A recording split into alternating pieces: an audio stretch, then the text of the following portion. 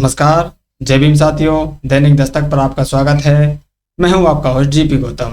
मतदान की जो तिथि है वो नज़दीक आ रही है और जैसे जैसे मतदान की तिथि नज़दीक आ रही है वैसे वैसे बहुजन समाज पार्टी और बहुजन समाज पार्टी के जो नेता हैं वो एक्टिव होते हुए नजर आ रहे हैं। अब बहन जी ने भी अपनी एक्टिविटी बढ़ा दी है और बहन जी पहले चरण के चुनाव में झारखंड में कल से अपने चुनावी प्रचार के अभियान की शुरुआत करने वाली हैं।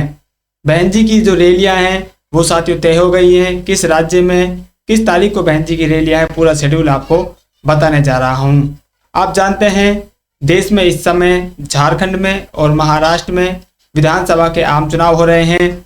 महाराष्ट्र में जो मतदान है वो एक चरण में है जो 20 नवंबर को होगा और झारखंड में जो आम चुनाव है वहां पर 2 चरणों में मतदान होना है। पहले चरण का मतदान 13 नवंबर को होगा और दूसरे चरण का मतदान 20 नवंबर को होगा और दोनों राज्यों में जो चुनाव परिणाम है वो 23 नवंबर को घोषित कर दिया जाएगा। इस बीच आप जानते हैं यूपी में 9 सीटों पर उपचुनाव भी चल रहा है। वहां भी बहुजन समाज पार्टी दमदारी से अपने दम पर पूरी 9 सीटों पर चुनाव प्रचार में लगी हुई है और चुनावी मैदान में वो डटी हुई है। बहन जी ने सबसे पहले जो चुनावी अभियान की शुरुआत है वो झारखंड से की है और झारखंड में बहन जी की जो चुनावी रैली है वो 10 नवंबर यानी कि कल होने वाली है।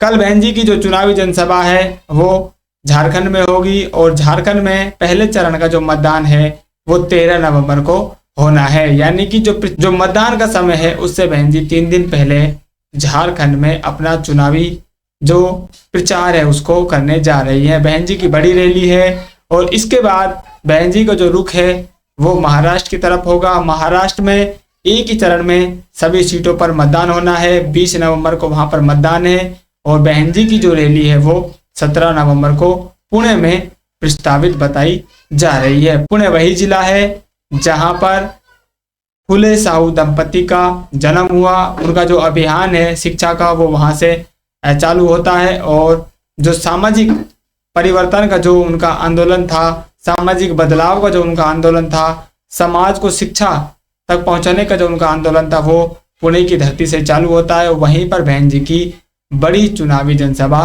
होनी तय बताई जा रही है। तो बहन जी की झारखंड में 10 नवंबर को चुनावी जनसभा होने जा रही है जो कल होगी और उसके बाद 17 नवंबर को महाराष्ट्र में बहन जी की एक और बड़ी जनसभा होने जा रही है जो पुणे में प्रस्तावित है।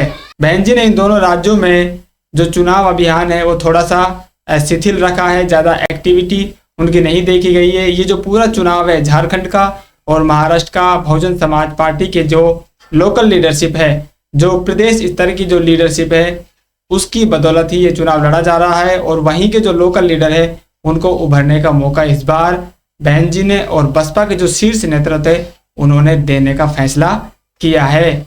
वो देखना चाहते हैं कि जो लोकल लीडरशिप है वो कितना दमखम रखती है और जो आरोप बहुजन समाज पार्टी पर लगातार लगते हैं कि जो शीर्ष नेतृत्व है वो लोकल लीडरशिप को उभरने का मौका नहीं देता है।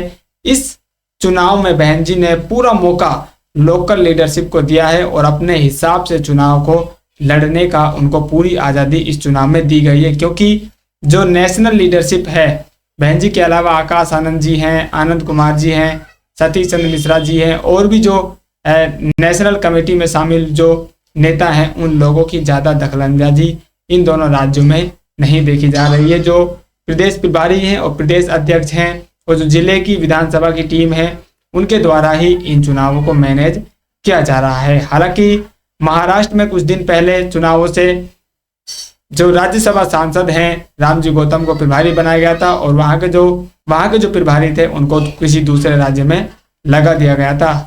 ये थोड़ा सा बदलाव महाराष्ट्र में किया गया था। बाकी कोई भी जो ज़्यादा बदलाव है, बड़े बदलाव हैं वो इन दोनों राज्यों में नहीं किए गए हैं। जो यूपी का चुनाव हो रहा है इस चुनाव में भी बहुजन समाज पार्टी अपनी जो प्रदेश स्तर की कमेटी है उस प्रदेश स्तर की जो कमेटी है उसी के ऊपर निर्भर है और उन्हीं को पूरा दारोमदार इन 9 सीटों का बहुजन समाज पार्टी ने सौंपा हुआ है।